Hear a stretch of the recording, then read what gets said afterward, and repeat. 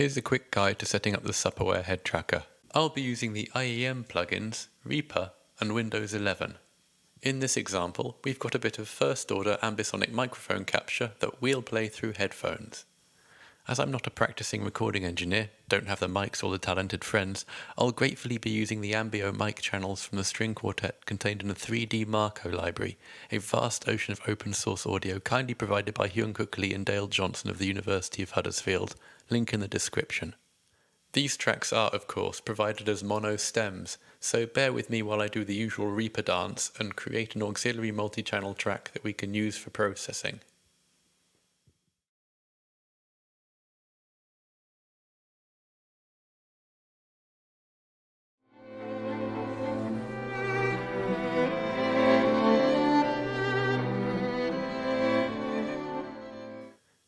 We're going to invoke two plugins.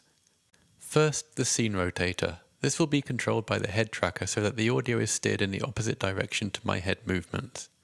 Second, the binaural decoder. This takes the four steered ambisonic channels and turns them into a headphone-compatible stereo output. Now if we tweak the yaw knob, everything rotates as it should. Next we'll start bridgehead. Connect the head tracker and choose an IEM profile. Your pitch and roll is easier to understand and debug, but at pitch angles around 90 degrees it all falls apart. Therefore, quaternions are recommended unless you have some debugging to do. Next is something you don't need to do, but it's a tip if you're having communication issues and you want to know which side to blame. Deep in its configuration menus, Reaper has a window that just prints out OSC data that arrives in the port of your choice.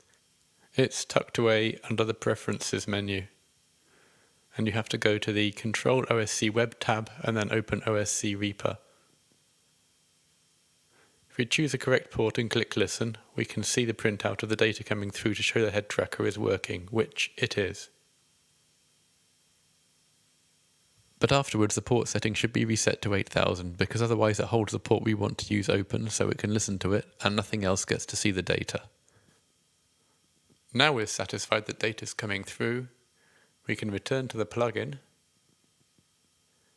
go to the hidden OSC panel at the bottom, choose the correct port number, 9000 in this case, and open it. And here's our data.